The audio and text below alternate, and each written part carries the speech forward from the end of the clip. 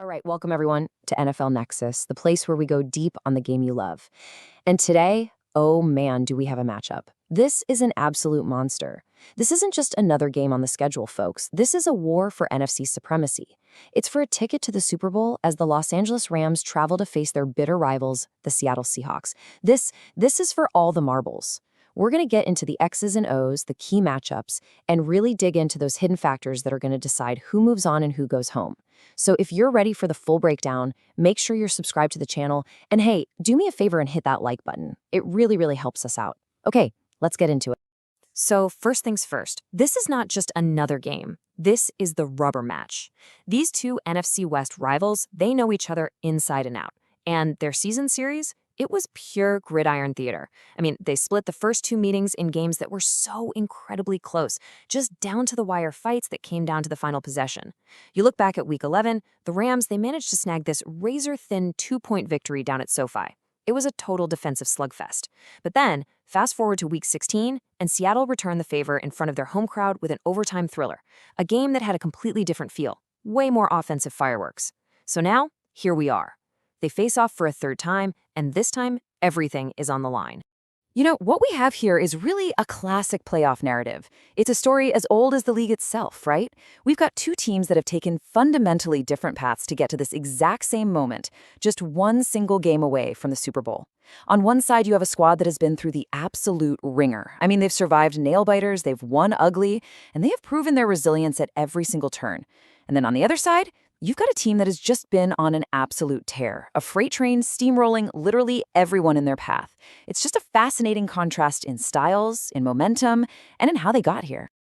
And here, this is where that contrast becomes crystal clear. Just look at the Rams' journey. They had to go into the brutal, blistering cold of Chicago and somehow survive the sheer magic of a quarterback like Caleb Williams in what was an instant playoff classic. And before that, they had to fight and claw their way past a Carolina team that was described as, well, just meh. You could definitely call their path a little shaky, but the flip side of that coin is that they are undeniably battle-tested. And then you have the Seahawks. They've been cruising with almost no drama. They've won 8 straight games, 12 of their last 13. They have been utterly dominant. I mean, just look at what they did to their other division rival, San Francisco, outscoring them 54-9 in their last 2 meetings. It's like one team was forged in fire, while the other is a freight train at full speed. So, with Seattle looking that dominant, you have to ask the question, right? How do the Rams possibly go on the road into one of the loudest, most hostile stadiums in the entire league and cool off the upset? Well, it all starts with their veteran leadership, and more importantly, a very specific game plan that, crucially, they've already executed with a high degree of success against this very team. Their blueprint isn't just a theory. They've already proven it works. You know, this is where that playoff experience becomes so incredibly valuable. This veteran Rams team has absolutely no problem with adversity.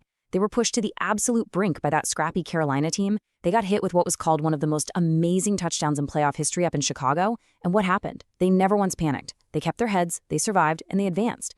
And when it comes to Seattle, this is where they have a massive advantage. They have seen this exact team, this scheme, this personnel twice already this season. There are no surprises. They know exactly what's coming.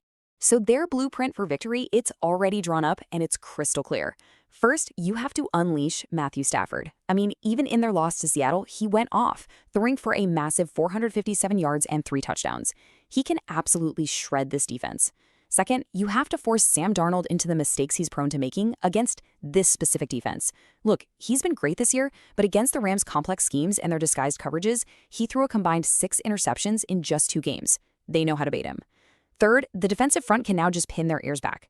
With Seattle's change of pace back, Zach Charbonnet out for the season, they can focus their entire game plan on stopping Kenneth Walker. And finally, the most important piece of the puzzle, protect the quarterback. And that single key, well, that leads us to the Rams' most significant advantage in this entire matchup. 0. Seriously. Just let that number sink in for a second. 0. Seattle has one of the most elite, most disruptive pass-rushing fronts in the entire NFL. These guys terrorize quarterbacks week in and week out. And yet, in 2 full games against the Los Angeles Rams offensive line, they failed to register a single solitary sack. That is an absolutely staggering statistic. When you can completely neutralize your opponent's biggest strength, not just once, but twice, you hold a massive key to victory. It proves the Rams can win the battle in the trenches, and that is where championship games are so often decided. But let's pump the brakes a little bit. We can't go ahead and crown the Rams just yet. There is a very, very good reason that Seattle is the #1 seed, that they're the favorite, playing at home with a trip to the Super Bowl on the line. And it all starts with a defense that, despite that one big game from Stafford, has been playing on an entirely different level for the better part of 2 months. That's the word. That is the word used in the source material to describe the Seattle pass defense lately. Not just good, not great, otherworldly. It has been completely dominant, just suffocating opposing quarterbacks and making it impossible for offenses to find any sort of rhythm. This is a unit that is playing with supreme confidence at the absolute perfect time of year, flying to the football and challenging every single throw. So Seattle's path to the Super Bowl is just as clear, and it's built on that insane defense. Their lockdown secondary has been incredible. Yeah, okay, Stafford had that huge game, but that was the anomaly. In 6 of their other last 7 games, they haven't even allowed 200 passing yards. That is just pure suffocation. Next, their offense feeds directly off the defense. They feast on the momentum and the short fields created by turnovers. Then you have to add in the home field energy. Lumen Field is going to be absolutely rocking. The 12th man is a real factor, and Seattle is incredibly tough to beat at home in the playoffs. And finally, they can trust in Kenneth Walker. He hit the Rams hard in that first meeting, and he is more than ready to carry the full load. And this quote right here, it perfectly captures the key synergy for Seattle. It's like a symbiotic relationship. The defense creates the opportunity, a turnover, a short field, and the offense, led by Sam Darnold, simply cashes in. The essential phrase here is that Darnold hasn't needed to press. He can just manage the game, take what's given to him, and avoid unnecessary risks, because his defense is creating so many advantages. But there's one massive variable that could throw that entire perfect system completely off balance. And that, my friends, brings us to what might be the single biggest variable in this entire game. It's a massive X factor that wasn't nearly as prominent in their first 2 meetings, and it could potentially throw that perfect Seattle synergy completely out of whack. And that is the physical health of Seattle's starting quarterback.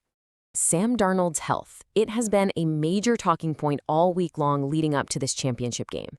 He has been playing through these persistent physical issues and soreness for weeks now. The team has been carefully managing his workload in practice, but a playoff game, especially a championship game, against a division rival known for its physical defense, that is an entirely different level of intensity. So the question looms large. Can he truly hold up for 4 quarters of that punishment? Now, publicly, of course, the Seahawks coaching staff is projecting nothing but total confidence in their quarterback's condition. The official word coming out of the facility has been overwhelmingly positive and, as the source material puts it, reassuring. I mean, what else are they going to say, right? They are doing everything they can to downplay any potential concerns about his readiness for Sunday.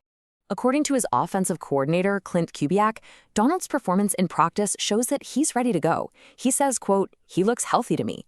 And then Kubiak masterfully spins the narrative. He frames the situation not as an injury concern, but as a testament to his quarterback's character, saying it reveals his grit and his toughness. It's classic coach speak, right? Turning a potential negative into a leadership positive. And this really brings us to what we can call the Darnold dilemma. On one hand, yeah, he's being praised for his leadership and his toughness, his willingness to push through that discomfort for his team. And the reality is, as Kubiak pointed out, nobody is 100% fresh this late in the season. That's just football. But on the other hand, you have to remember, the Rams' entire defensive game plan is built around one thing: pressuring Sam Darnold and forcing him into the critical errors he has made against them before. A quarterback who is less than 100% is just far more likely to make those game-changing mistakes when the heat is on. Okay, so we've laid out the entire case for both sides. It is a true clash of titans. You have the battle-tested Rams with a veteran Super Bowl-winning quarterback who knows how to win in January. And then you have the red-hot Seahawks with an otherworldly defense, a massive home field advantage, but a potential question mark under center. So, after all that, who wins? Who is going to the Super Bowl? According to the analysis, when you strip everything else away, it all comes down to this one key metric: Matthew Stafford's completion percentage. Just look at this stat. The Rams do not lose when Stafford completes 65% of his passes. They're undefeated in those games. When he doesn't hit that mark, their record is 4-6. It's a really clear benchmark for their success. The prediction says that if the Rams can run the ball effectively early, it's going to open things up for Stafford through play action. If he can be steady, consistent, and hit that 65% mark, even the vaunted Seattle defense is going to be on its heels. However, even with that key metric in mind, the final prediction hinges on the fourth quarter. The analysis projects that this is going to be a close game, a back-and-forth affair. But when it matters most, over the final 10 minutes of the game, the home team's defense, fueled by the deafening energy of that crowd, will swarm and take over. The feeling is they will get the key stop they need. The offense will control the tempo late, and Seattle will just find a way to get it done. And here it is, the final call. The source predicts a narrow, hard-fought 4-point victory for the Seattle Seahawks, with a final score of 27-23. This also means they would cover that 2.5-point spread. The prediction is that the Seahawks will be 3 for 3 in getting to the Super Bowl when they're the NFC's #1 seed. So that's the complete breakdown based on the source material. The battle-tested Rams versus the red-hot Seahawks. The experts have made their call, but as we all know, playoff football is never that predictable. So now I want to know what you think. Who do you have winning this game and why? Drop your prediction in the comments below. I want to read them all. And hey, before you go, just a quick note. We absolutely love making these deep dives for you. A great way to help support the channel is by purchasing our brand new coloring books. They're perfect for kids, grandkids, and hey, even for adults. You can find them using the link down in the description or by scanning the QR code that's on your screen right now. Thanks so much for watching NFL Nexus. We'll see you next time.